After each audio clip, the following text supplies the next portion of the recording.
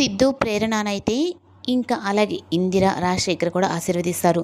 ఇంకా డీఎస్పీ రాఘవ అయితే ఆ వ్రతంలో ఏం జరగకుండా అటు విజయానందని ఇటు గుణాని ఇద్దరిని ఆపాలి అంటే ఇంకా డీఎస్పీ రాఘవ ఎంటర్ అవ్వాల్సిందే అని చెప్పి అన్నట్టుగా ముందుగానే మాట్లాడుకొని ఇంకా సిద్ధు అయితే ఆ ప్లాన్ చేస్తాడు. ఇదంతా తెలియక ప్రేరణ అయితే ఈ సార్ గారు ఎక్కడ అసలు విషయం బయట పెడతారు అన్నట్టుగా తను చాలా టెన్షన్ పడుతూ ఉంటుంది. ఇక వ్రతం అంతా అయిపోయిన తర్వాత తను వచ్చి ఇంక మీరు నాతో బయలుదేరుతారా అనంగానే ఇంక అందరూ షాక్ అవుతారు.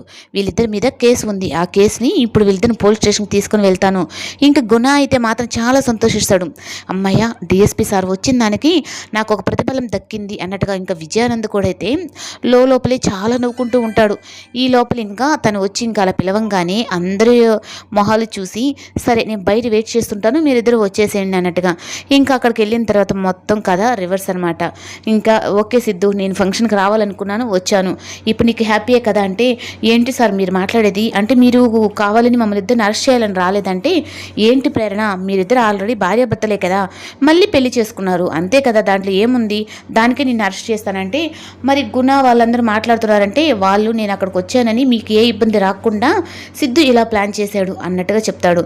ఇంకా మా ఆయన నా కోసం ఇదంతా చేశాడు అని ఇంకా ప్రేరణ అయితే ఇంకా తనకైతే చాలా సంతోషం వేసి ఇంకా సిద్ధు బెడ్రూమ్లో వచ్చేసరికి తను పూలు పెట్టుకొని ఇంకా బెడ్ మీద పడుకొని ఉంటుంది.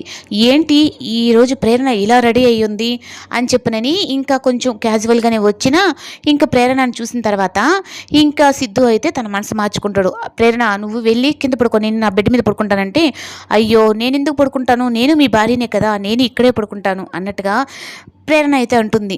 సరే నువ్వే పడుకో అని చెప్పని సోఫా మీదకైతే వెళ్తాడు. ఇంకా సిద్ధు అంతరాత్మ అయితే ఇంకా ప్రేరణ పక్కన పడుకొని ఇంకా సిద్ధు అంతరాత్మ అయితే తన దగ్గర పడుకొని ఉంటే ఏంట్రా నువ్వు వెళ్ళి అక్కడ పడుకున్నావంటే అవును భార్య పక్కన భర్త పడుకోకుండా నువ్వు వెళ్ళి పడుకున్నావు, అందుకే నీ అంతరాత్మ కదా, నేను వచ్చి నా భార్య పక్కన పడుకున్నాను.